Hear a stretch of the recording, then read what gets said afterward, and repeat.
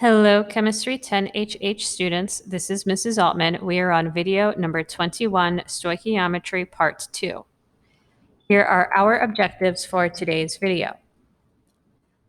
Pause here. So I've already used the words molar mass with you before. We were using them within the context of an atom, just the masses on the periodic table. If we need to calculate the molar mass of a compound, it's very straightforward. You just add the masses together. You don't need to worry about sig figs here.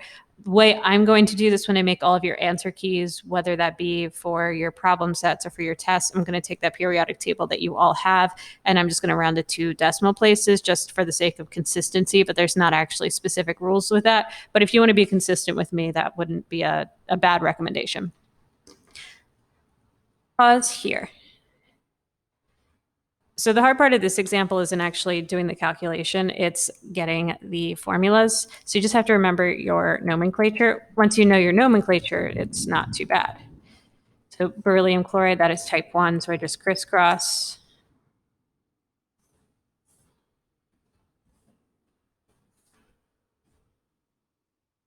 And the unit here is grams per mole.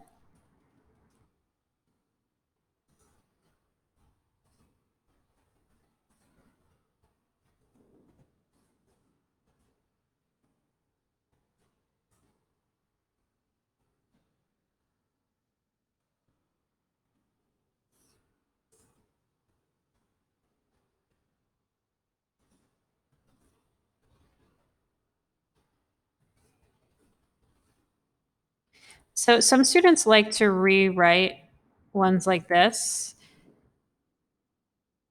before they do the problem. So if you would want to rewrite it before doing so, I would just distribute out that 3. You're not going to see me do that really ever, but some students like doing it, so that's why I'm showing it here.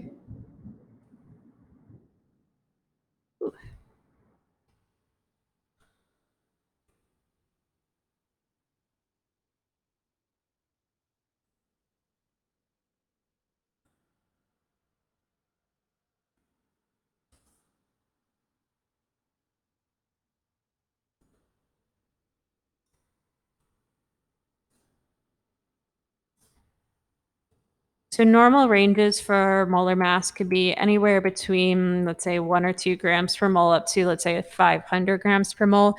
If you're getting anything greater than that, unless it is really like it says something in the problem about it being, let's say, like a lipid or amino acid, not amino acid, or protein, unless it specifies that it's a macromolecule, you're very unlikely to see anything above, say, 500. So just be mindful of that. Just a little quick way to check if your work is right.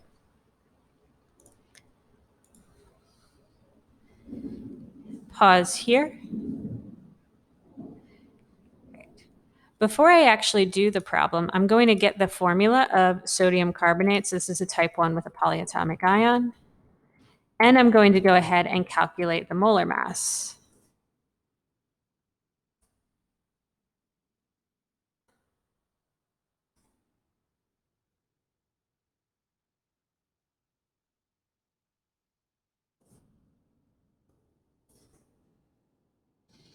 So for A, it's asking for us to calculate the number of moles from 112 grams. So I'm only going to need the molar mass.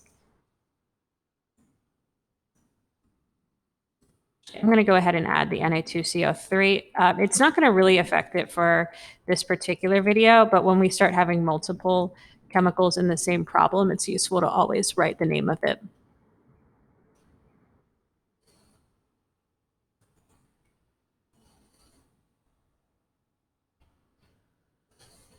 And then I round this to 3 significant figures. And now the second one is the number of carbon atoms. So the problem is going to start off the same way, but I'm not quite done. I then need to convert this to moles.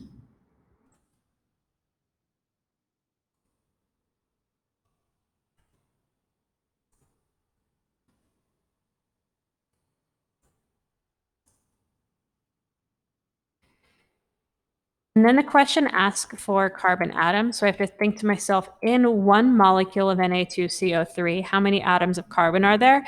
And because there's no subscript, I'm going to assume that it is 1.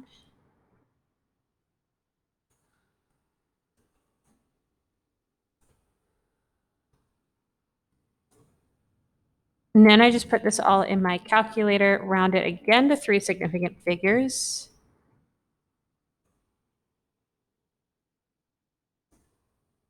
And I got 6.36 times 10 to the 23rd atoms. All right, that is all for tonight's video. Thank you so much for watching and have a great night.